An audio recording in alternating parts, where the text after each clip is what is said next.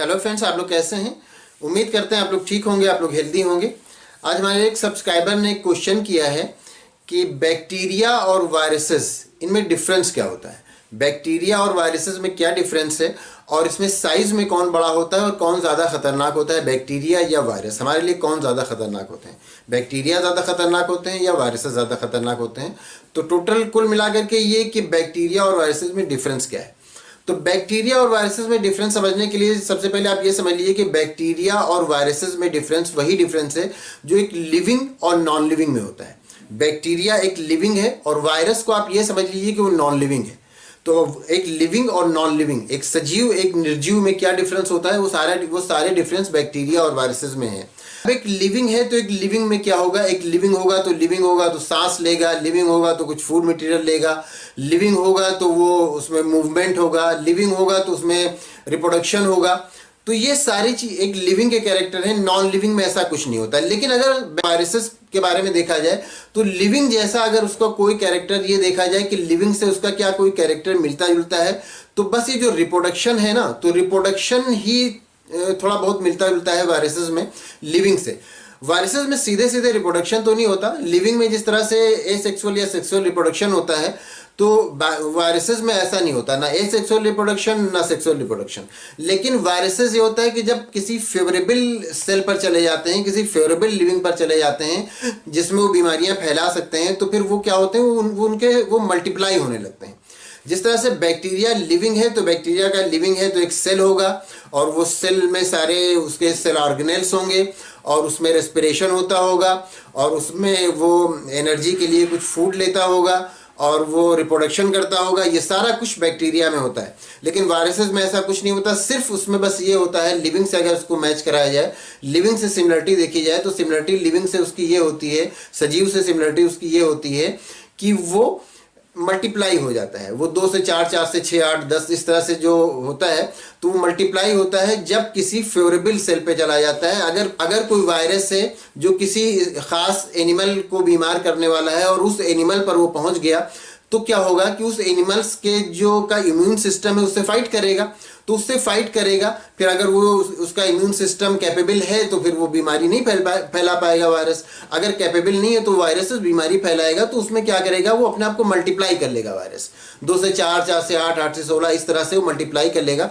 तो एक यही कैरेक्टर है वायरसेस का, जो कि लिविंग से मिलता जुलता आप कह सकते हैं। अदरवाइज वायरसेस पूरी तरह से नॉन लिविंग जैसे होते हैं। इसीलिए वायरसेस को लिविंग और नॉन लिविंग के बीच की लिंक मानी जाती है, मतलब सजीव और निर्जीव के बीच की कड़ी मानी जाती है। तो ये बात तो अच्छी तरह समझ में आ गई होगी कि जो वायरसेस हैं वो बिल्कुल निर्जीव जैसे होते हैं, जो बैक्टीरिया हैं वो सजीव हैं। बैक्टीरिया का सेल होता है, सेल के अंदर सेल ऑर्गेनेल्स होते हैं, सारे लिविंग वाले उनके अंदर फंक्शन होते हैं। अब अगर साइज की बात करें कि साइज में बैक्टीरिया बड़े होते हैं या वायरस, तो आप अच्छी तरह जान लीजिए कि जो सबसे छोटा बैक्टीरिया है और जो सबसे बड़ा वायरस है, उनको भी आप कंपेयर करेंगे तो भी बैक्टीरिया वायरसेस से कहीं ज्यादा बड़े होते हैं। तो बैक्टीरिया साइज में वायरसेस से बहुत ज्यादा बड़े होते हैं, वायरसेस बैक्टीरिया के कंपेरिजन में बहुत छोटे होते हैं। अगर ये देखा जाए कि हमारे लिए कौन ज्यादा खतरनाक है, हमारे लिए कौन ज्यादा बीमारी फैलाने के लिहाज से अगर हम देखें कि कौन ज्यादा खतरनाक है, तो हमारे लिए ज्यादा खतरनाक होते हैं बैक्टीरियाज। हमारे लिए बैक्टीरिया ज्यादा खतरनाक होते हैं। लेकिन बैक्टीरिया को लेकर हमारे साथ प्लस पॉइंट क्या होता है, हमारे साथ प्लस पॉइंट ये होता है कि बैक्टीरिया के लिए हम एंटीबायोटिक खा लेते हैं और वो एंटीबायोटिक बैक्टीरिया को किल कर देता है, बैक्टीरिया को मार देता है।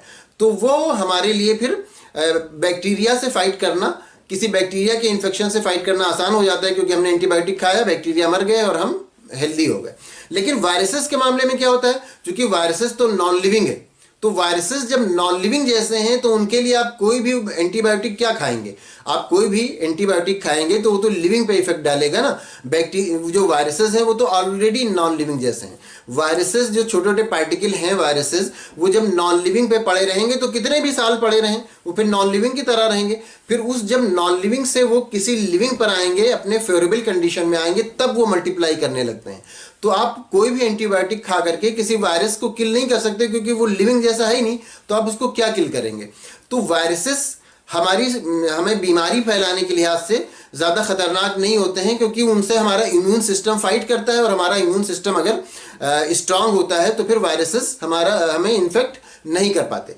लेकिन वायरसेस के मामले में प्रॉब्लम ये होती है कि अगर हमारा इम्यून सिस्टम फाइट किया और हमारा इम्यून सिस्टम स्ट्रांग नहीं हुआ और हमारा जो इम्यून है वो इनसे लड़ के जीत नहीं पाया, तो फिर क्या होगा कि फिर वो हमें इन्फेक्ट कर देंगे, और जब वो इन्फेक्ट करेंगे तब फिर उसके लिए कोई एंटीबायोटिक का असर नहीं होता है। तो इसीलिए वायरसेस के लिए वैक्सीन होती है। और वैक्सीन क्या होता है? वैक्सीन ये करता है कि हमारी बॉडी का जो इम्यून सिस्टम है ना, उसको स्ट्रांग कर देता है उसके अगेंस्ट जो वैक्सीन हम ले रहे हैं। किसी खास वायरस के लिए अगर हम कोई वैक्सीन ले रहे हैं, तो जब हम वो वैक्सीन लेंगे तो हम वो वैक्सीन हमारे उस इम्यून सिस्टम को उस वायरस के अगेंस्ट स्ट्रांग कर देगा।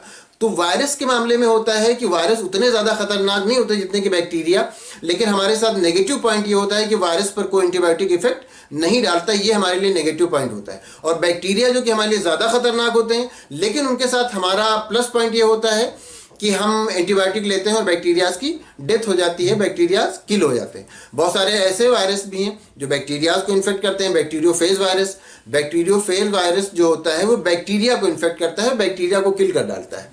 जिस तरह से ये होता है कि जो गंगा जल है वो स्पॉइल नहीं होता, वो सड़ता नहीं, वो खराब नहीं होता, तो उसकी वजह, उसका रीज़न साइंटिस्ट यही बताते हैं कि जो गंगा जल है उसमें बैक्टीरियोफेज वायरस पाए जाते हैं।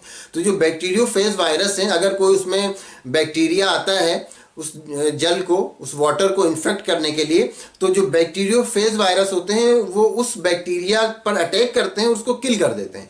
तो फिर वो जो बैक्टीरियोफेज वायरस उस बैक्टीरिया को फिर उसमें पनपने नहीं देता, फिर उस बैक्टीरिया को ग्रो नहीं करने देता, और वो बैक्टीरिया फिर उस जल को सड़ा नहीं पाते, उस जल को ख़राब नहीं कर पाते।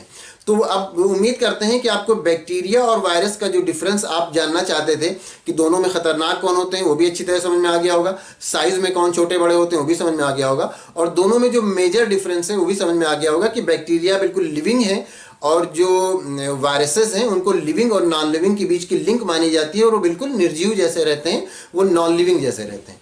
तो उम्मीद करते हैं आपको ये वीडियो इंटरेस्टिंग लगा होगा और आपको बात भी अच्छी तरह समझ में आ गई होगी। अगर कोई कन्फ्यूज़न है या किसी तरह का कोई क्वेश्चन है तो आप पूछ सकते हैं। Thank you.